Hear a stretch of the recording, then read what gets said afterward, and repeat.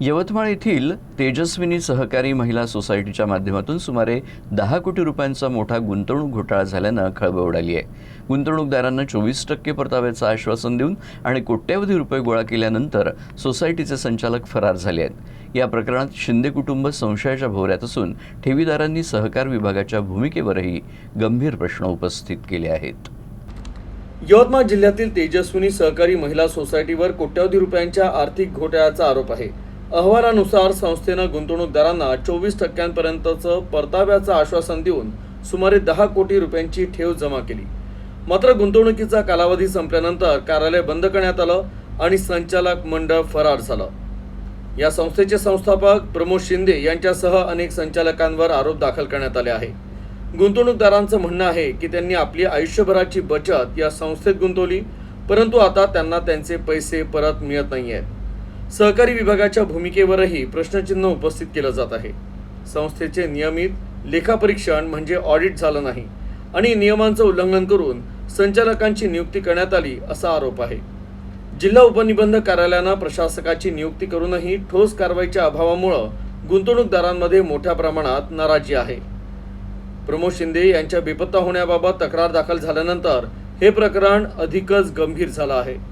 तत्काळ कारवाई न झाल्यास मोठं आंदोलन करत उपोषण करण्यात येईल असा इशारा गुंतवणूकदारांनी दिला आहे। गेले 4-5 महिने निघून गेले असंच चालू होतं। आम्ही वरच्यावर पैसे देत होतो कस्टमरचे। जवळपास आम्ही 2-3 एजंट लोकांनी 13 ते 14 लाख रुपये रक्कम लोकांची जवळून दिलेली आहे, तर ते तेवढे पण आमचे पैसे अडकून आहे।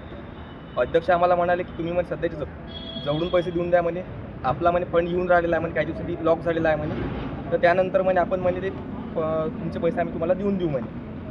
तर 18 फेब्रुवारी 2026 त्या दिवशी सायबर क्राईम इन्व्हेस्टिगेशन सेलवाले बँकमध्ये आले, तर आम्हाला पण तुमच्याच अध्यक्षांशी म्हणे बोलायचं आहे म्हणे 2 शब्द म्हणे। तर ते अध्यक्षांना बँकेला मॅनेजरनी कॉल करून दिला, तर ते म्हणाले की सायबर क्राईमवाले आलेले आहे म्हणे बँकेत, तुमच्याशी त्यांना बोलायचं आहे म्हणे।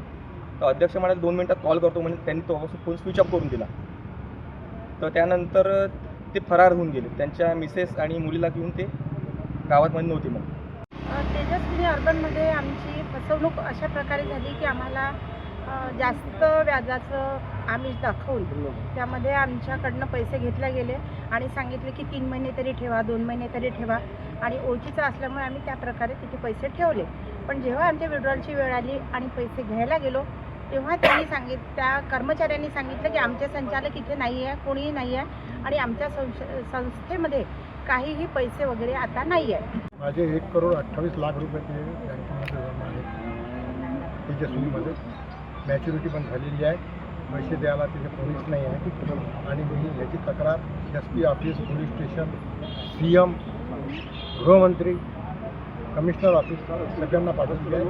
त्यालाही 2 महिने झाले आहेत आणि कोणाकडून उत्तर देखील मिळत नाही आहे, कार्यवाही पण होत नाही आहे।